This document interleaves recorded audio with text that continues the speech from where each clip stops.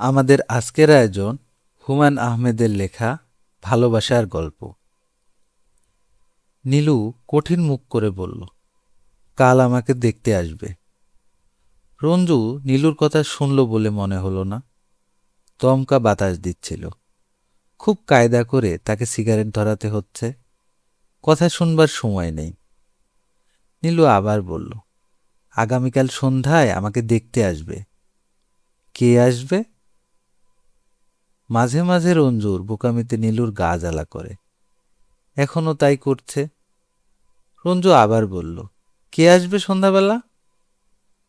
নীলু থেমে থেমে বলল, আমার বিয়ের কথা হচ্ছে, পাত্র দেখতে আসবে। রঞ্জুকে এ খবরে বিশেষ উদ্বিগ্ন মনে হলো না। সে সিগারেটে লম্বা টান দিয়ে বলল, আসুক না। আসুক না মানে? যদি আমাকে পছন্দ করে ফেলে? রঞ্জু গম্ভীর হয়ে বলল, পছন্দ করবে না মানে? তোমাকে যেই দেখবে সেই টেরা হয়ে যাবে। নীলু রেগে গিয়ে বলল, তোমার মতো যারা গাধা শুধু তাদের চোখই টেরা হবে। রঞ্জু রাস্তার লোকজনদের সচকিত করে হেসে উঠল। নীলু বলল, আস্তে হাঁটো না, দৌড়াচ্ছ কেন? রঞ্জু এ কথাতেও হেসে উঠল। কি কারণে জানি তার আজ খুব ফুর্তির মুড দেখা যাচ্ছে। গুনগুন করে গানের কি একটা সুর ভাজল। সচরাচর এরকম দেখা যায় না। রাস্তায় সে ভারিক্কি চালে হাঁটে। নীলু, সিনেমা দেখবে নাকি একটা? না। চলো না যাই। নীলু চুপচাপ হাঁটতে লাগলো। কথা বলো না যে, দেখবে? হুঁ, বাড়িতে বকবে। কেউ বকবে না। মেয়েদের বিয়ের কথাবার্তা যখন হয় তখন মায়েরা তাদের কিছু বলে না। কে বলেছে তোমাকে? আমি জানি। তখন মায়েদের মন খুব খারাপ থাকে। মেয়ে শ্বশুরবাড়ি চলে যাবে, এইসব সেন্টিমেন্টের ব্যাপার তুমি বুঝবে না। চলো একটা সিনেমা দেখি। না। বেশ, তাহলে চলো কোনো ভালো রেস্টুরেন্টে বসে চা খাওয়া যাক। নীলু সরু চোখে অনেকক্ষণ তাকিয়ে থেকে বলল, খুব পয়সা হয়েছে দেখি। রঞ্জু আবার হেসে উঠল। পরক্ষণেই গম্ভীর হয়ে বলল, কি ভেবেছ তুমি? রোজ তোমার পয়সায় চা খাবো? এই দেখো, দুটি 50 টাকার নোট বের হলো। নীলু কোনো কথা বলল না। তুমি এত গম্ভীর কেন নীলু? তোমার মতো শুধু শুধু হাসতে পারি না। বাসায় যাব, এখন চাটা খাবো না।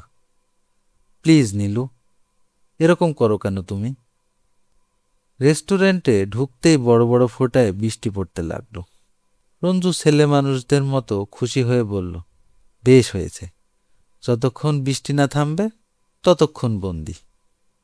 সে এবার আরাম করে আরেকটি সিগারেট ধরালো। নীলু বলল, এই নিয়ে কটি সিগারেট খেলে? এটা হচ্ছে ফিফথ। সত্যি? হুম। গা ছুঁয়ে বলো। আহা, কি সব মেয়েলি ব্যাপার! গা ছুঁয়ে বললে কি হয়? হোক না হোক তুমি বলো। রঞ্জু ইতস্তত করে বলল, আর সিগারেট খাবো না। Word of honour. মর্দকা বাত, হস্তিকা দাঁত। তারা রেস্টুরেন্ট থেকে বেরুলো সন্ধ্যার ঠিক আগে আগে। বৃষ্টি নেই। নিয়ন আলোয় ভেজা রাস্তা চিকমিক করছে। রঞ্জু বলল, রিক্সা করে একটু ঘুরবে নীলু? হুঁ। বেশ, চলো রিক্সা করে তোমাকে জিগাতলা পর্যন্ত এগিয়ে দিয়ে আসি। হ্যাঁ, পরে কেউ দেখুক। সন্ধ্যাবেলা কে আর দেখবে। একটা রিক্সা ডাকি? আচ্ছা, ডাকো। রিক্সায় উঠতে গিয়ে রঞ্জু দেখল নীলুর চোখ দিয়ে জল পড়ছে। সে দারুণ অবাক হয়ে গেল। কি ব্যাপার নীলু? খুব খারাপ লাগছে। কাল যদি ওরা আমাকে পছন্দ করে ফেলে? রঞ্জু দরাজ গলায় হেসে উঠল। করুক না পছন্দ, আমরা কোর্টে বিয়ে করে ফেলব। তারপর আমাকে তুলবে কোথায়? খাওয়াবে কি? দুটি টিউশনে ছাড়া আর কি আছে তোমার? MA ডিগ্রিটা আছে, সাহস আছে। আর আর কি? আর আছে ভালোবাসা। নীলু এবং রঞ্জু দুজনেই একত্রে এবার হেসে উঠল। রঞ্জু অত্যন্ত উৎফুল্ল ভঙ্গিতে আরেকটি সিগারেট ধরালো। নীলু মৃদু স্বরে বলল, এই তোমার সিগারেট ছেড়ে দেওয়া? ফেলো এক্ষুনি। এটাই লাস্ট ওয়ান। হুঁ। রঞ্জু সিগারেট ছুঁড়ে ফেলল রাস্তায়। পাত্রপক্ষ দেখতে আসবে সন্ধ্যাবেলা, কিন্তু তোড়জোড় শুরু হলো সকাল থেকে। নীলুর বড় ভাই এই উপলক্ষে অফিসে গেলেন না। নীলুর ছোট বোন বিলুও স্কুলে গেল না। এই বিয়ের যিনি উদ্যোক্তা, নীলুর বড় মামা, তিনিও সাত সকালে এসে হাজির। নীলু তার এই মামাকে খুব পছন্দ করে, কিন্তু আজ যখন তিনি হাসি মুখে বললেন, কি রে নীলু বিবি, কি খবর, তখন নীলু শুকনো মুখে বলল, ভালো। মুখটা এমন হাড়ির মতো করে রেখেছিস কেন? তোর জন্যে একটা শাড়ি এনেছি, দেখ তো পছন্দ হয় কি না। শাড়ি কি জন্যে মামা? আনলাম একটা ভালো শাড়ি, এই শাড়ি পরে সন্ধ্যাবেলা যখন যাবি ওদের সামনে। নীলু নিঃশব্দে ঘর ছেড়ে এলো। রান্নাঘরে নীলুর ভাবি রেহানা মাছ কুটছিল। কলেজ যেদিন ছুটি থাকে সেদিন নীলু রান্নায় সাহায্য করার নামে বসে বসে গল্প করে। আজ নীলু দেখল রেহানা ভাবির মুখ গম্ভীর। নীলু পাশে এসে বসতেই সে বলল, তোমার ভাই কাল রাতে আমাকে একটা চড় মেরেছে, তোমার বিশ্বাস হয় নীলু? নীলু স্তম্ভিত হয়ে গেল। রেহানা বলল, তুমি বিয়ে হয়ে চলে গেলে আমার কেমন করে যে দিন কাটবে। নীলু বলল, দাদাটা একটা অমানুষ, অভাবে অভাবে এরকম হয়েছে ভাবি, তুমি কিছু মনে করো না। না, মনে করব কি, আমার এত রাগ টাগ নেই। দুজনে অনেকক্ষণ চুপচাপ বসে রইল। রেহানা একসময় বলল, তোমার ভাই 5 টাকা মানত করেছে, তোমাকে যদি ওদের পছন্দ হয় তবে 5 টাকা ফকিরকে দিবে। নীলু কিছু বলল না। রেহানা বলল, পছন্দ তো হবেই, তোমাকে পছন্দ না করলে কাকে করবে? তুমি কি আর আমার মতো? কত মানুষ যে আমাকে দেখল নীলু, কেউ পছন্দ করে না, শেষকালে তোমার ভাইই পছন্দ করল। সুন্দর টুন্দর তো সে বুঝে না। নীলু হেসে উঠল। রেহানা বলল, চা খাবে? নীলু জবাব দিল না। তোমাকে চা খাওয়াবার সুযোগ কি আর হবে? বড় লোকের বউ হবে। মামা বলেছিলেন ওদের নাকি 2টি গাড়ি, একটা ছেলেরা ব্যবহার করে, একটা বাড়ির মেয়েরা। নীলু চুপ করে রইল। রেহানা বলল, ছেলের এক চাচা হাইকোর্টের জজ। হাইকোর্টের জজ দিয়ে আমি কি করব ভাবি? তুমি যে কি কথা বলো নীলু, হাসি লাগে। দুপুর থেকে নীলুর দাদা গম্ভীর হয়ে ঘুরে বেড়াতে লাগলেন। তাকে খুব উদ্বিগ্ন মনে হলো। নীলু ভেবে পেল না এই সামান্য ব্যাপারে দাদা এত চিন্তিত হয়ে পড়েছেন কেন। একটি ছেলে মোটা মাইনের একটা চাকরি করলে এবং ঢাকা শহরে তার ঘরবাড়ি থাকলেই এরকম করতে হয় নাকি? অকারণে রেহানা নীলুর দাদার কাছে ধমক খেতে লাগলো। বললাম একটা ফুলদানিতে ফুল এনে রাখতে, এই বুঝি ঘর পরিষ্কারের নমুনা? টেবিল ক্লথটাও ইস্ত্রি করিয়ে রাখতে পারোনি?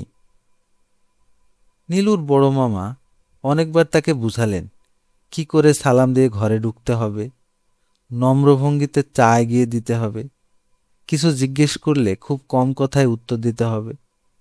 নীলুর রীতিমতো কান্না পেতে লাগল। সাজগোজ করাবার জন্যে মামি এলেন বিকেলবেলা। সন্ধ্যা হবার আগেই নীলু সেজে গুজে বসে রইল। সমস্ত ব্যাপারটি যেরকম ভয়াবহ মনে হয়েছিল সেরকম কিছুই হলো না। ছেলের বাবা খুব নরম গলায় বললেন, কি নাম মা তোমার? নীলাঞ্জনা। খুব কাব্যিক নাম, কে রেখেছে? বাবা। তিনি আর কিছুই জিজ্ঞেস করলেন না। দেশের বর্তমান অবস্থা সম্পর্কে নীলুর মামার সঙ্গে কথা বলতে লাগলেন। ছেলে নিজেও এসেছিল। নীলু তার দিকে চোখ তুলে তাকাতেও পারল না। চা পর্ব শেষ হবার পর নীলু যখন চলে আসছে তখন শুনল একজন ভদ্রমহিলা বলছেন, খুব পছন্দ হয়েছে আমাদের। আগস্ট মাসে বিয়ে দিতে আপনাদের কোনো অসুবিধা আছে? নীলুর কান ঝাঝা করতে লাগলো। রেহানা রান্নাঘরে বসেছিল। নীলুকে দেখেই বলল, টিপটা ভেঙে দুটুকরা হয়েছে। তোমার ভাই শুনলে কি করবে ভেবে আমার গলা শুকিয়ে যাচ্ছে। কি অলক্ষণ! ও মা, কাঁদছ কেন? কি হয়েছে? নীলু প্রায় দৌড়ে এসে তার ভাবিকে জড়িয়ে ধরে ফুপিয়ে উঠল। ভাবি, আমি রঞ্জু ভাইকে বিয়ে করব। আমার মরে যেতে ইচ্ছে হয়। তুমি দাদাকে বলো ভাবি। আমি? আমার সাহস হয় না। হায় রে, কি করি? চুপ নীলু, চুপ। ভালো করে সব ভাবো। এক্ষুনি জানাজানির কি দরকার? আমি ভাবতে পারি না ভাবি। নীলু এ কয়দিন কলেজে যায়নি। 3-7 পর যখন প্রথম গেল, ক্লাসের মেয়েরা অবাক হয়ে বলল, বড় রোগা হয়ে গেছিস তুই, অসুখ বিসুখ নাকি? সে চুপ করে রইল। কেমন গোলগাল মুখ ছিল তোর, এখন কিরকম লম্বাটে হয়ে গেছে। কিন্তু বেশ ভালো লাগছে তোকে ভাই। ক্লাসে মন টিকল না নীলুর। ইতিহাসের অনিল স্যার ঘুম পাড়ানো সুরে যখন গুপ্ত ডায়ানিস্টি পড়াতে লাগলেন, তখন ছাত্রীদের স্তম্ভিত করে নীলু উঠে দাঁড়ালো। স্যার, আমার শরীর খুব খারাপ লাগছে, বাসায় যাব। অনিল স্যার অতিরিক্ত রকম ব্যস্ত হয়ে উঠলেন। বেশি খারাপ? সঙ্গে কোনো বন্ধুকে নিয়ে যাবে? না স্যার, একাই যাব। নীলু ক্লান্ত পায়ে বাইরে বেরিয়ে এসে দেখে কলেজ গেটের সামনে রঞ্জু দাঁড়িয়ে আছে। শুকনো মুখ, হাতে একটা কাগজের ঠোঙা। গত 3 দিন ধরে আমি রোজ একবার করে আসি তোমাদের কলেজে। নীলু বলল, এই কয়দিন আসিনি, শরীর ভালো না। দুজন পাশাপাশি কিছুক্ষণ নিঃশব্দে হাঁটল। তারপর রঞ্জু হঠাৎ দাঁড়িয়ে থেমে বলল, আগস্ট মাসের 9 তারিখে তোমার বিয়ে? কে বলল? কার্ড ছাপিয়েছ তোমরা। রেবার কাছে তোমার বিয়ের কার্ড দেখেছি। নীলু চুপ করে রইল। রঞ্জু এত বেশি উত্তেজিত ছিল যে সহজভাবে কোনো কথা বলতে পারছিল না। কোনো মতে বলল, কার্ড দেখেও আমার বিশ্বাস হয়নি, তুমি নিজের মুখে বলো। নীলু মৃদু স্বরে বলল, না সত্যি না, তোমাকেই বিয়ে করব আমি। কবে? আজই।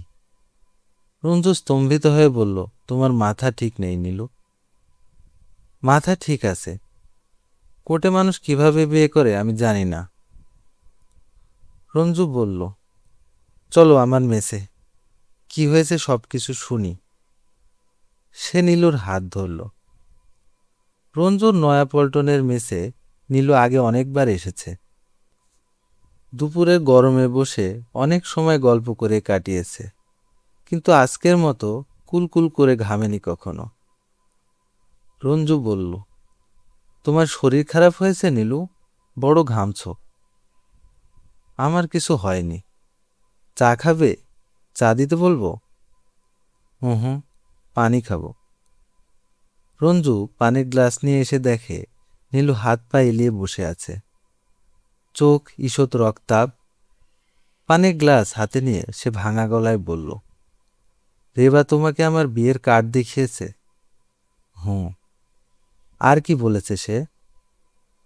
বলেছে তোমাকে নাকি ফর্সা মতন রোগা একটি ছেলের সঙ্গে দেখেছে। নীলু বলল, ওর নাম জমশেদ, ওর সঙ্গে বিয়ে ঠিক হয়েছে আমার। রঞ্জু কিছু বলল না। নীলু বলল, ওই ছেলেটির সঙ্গে আমার বিয়ে হলে তুমি কি করবে? কি করব মানে? নীলু ভীষণ অবাক হয়ে বলল, কিছু করবে না তুমি? তোমার শরীর সত্যি খারাপ নীলু, তুমি বাসায় যাও, বিশ্রাম করো।